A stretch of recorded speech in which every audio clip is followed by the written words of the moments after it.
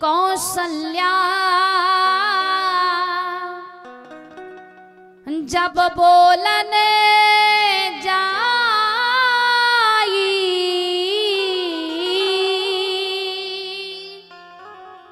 तो ठुमक ठुमक प्रभु चलहि पराई।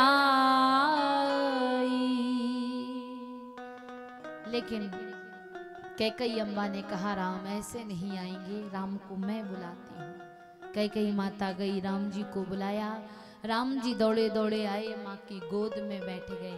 और हम सब मानते हैं राम जी को 14 वर्ष का वनवास माता कैकेयी ने दिया, लेकिन वास्तविकता में राम जी को 14 वर्ष का वनवास राम ने नहीं, माता कैकेयी ने नहीं, स्वयं राम ने दिया। क्योंकि बात इस समय की, जब राम जी आए माता कैकेयी के नेत्रों को बंद कर लिया। कैकेयी ने कहा राम मेरे नेत्रों को छोड़ दो। राम ने कहा मैया छोड़ दूंगा, लेकिन मैं आपसे कुछ मांगना चाहता हूँ। क्या मांगना चाहते हो? राम को गोद में बैठा लिया, मस्तक पर हाथ फेरते हुए माता कैकेयी पूछती है राम बोल क्या चाहता है? राम जी कहते हैं मैया मैं मांगूंगा पर ऐसे नहीं। तो माँ मेरी सौगंध खाकर कहो मैं जो मांगूंगा दोगी।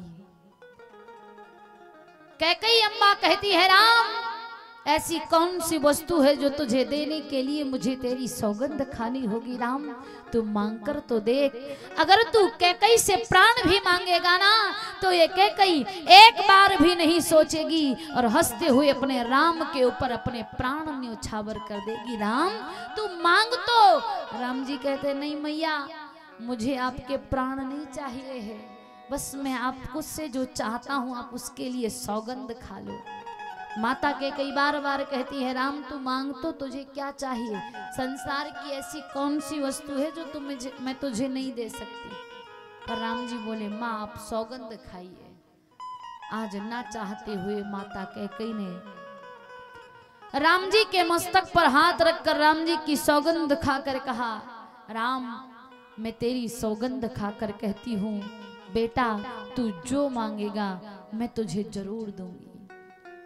कैकेयी अम्बा का हाथ राम जी के मस्तक पर रखा हुआ ही था कि राम जी ने कह दिया माँ जब मैं बड़ा हो जाऊंगा ना मेरा विवाह हो जाएगा, विवाह के बाद आप मुझे 14 वर्षों के लिए वनवास भेज देना।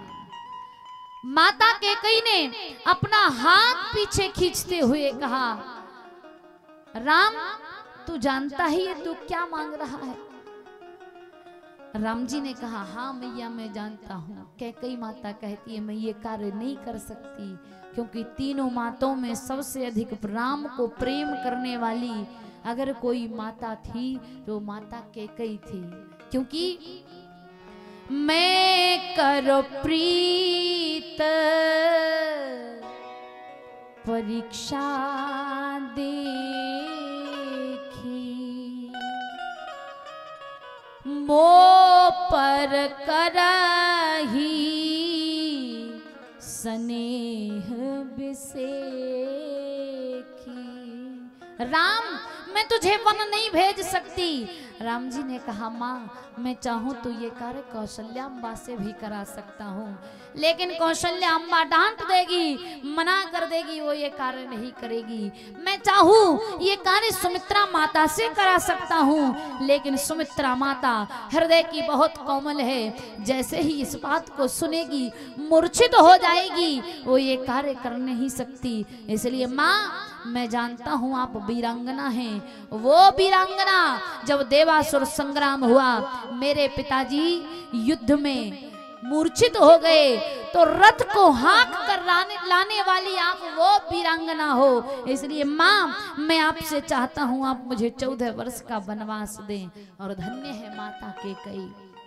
ऐसा कौन व्यक्ति होगा जो अपने ऊपर अनेक कलंक सहकर अनेक बातों को सहकर और लोगों की बात छोड़िए अपने बेटे भरत ने ही कह दिया बर मांगत मन भई न पीरा गरी न जी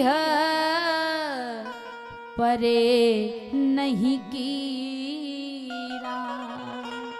कौन ऐसी माता होगी अपने ऊपर लाख कलंक सहकर भी राम के काज के लिए राम को 14 वर्ष के लिए वन भेज दिया।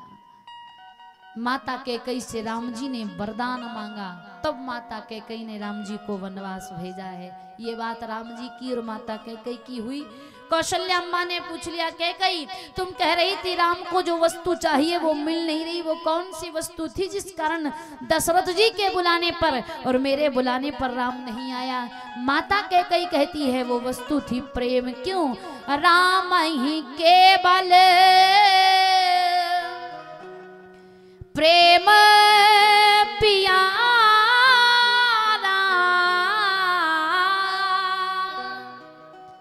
राम ही केवल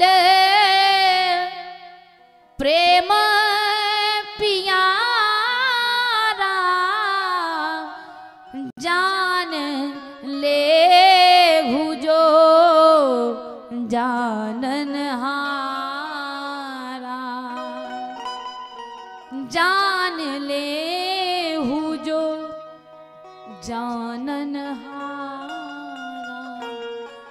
भगवान प्रेम के वशीभूत है। माता कैकेयी ने बुलाया, भगवान दौड़े आए। भगवान थोड़े बड़े हुए। बाबा लिखते हैं, गुरु ग्रह गए पढ़न रघुराई, अल्प काल विद्या सब आई। भोले बाबा कह रहे हैं, यह सब चरित कहाँ में गाई, आगिल कथा सुनहु मन लाई, आगिल कथा सुनहु मन लाई।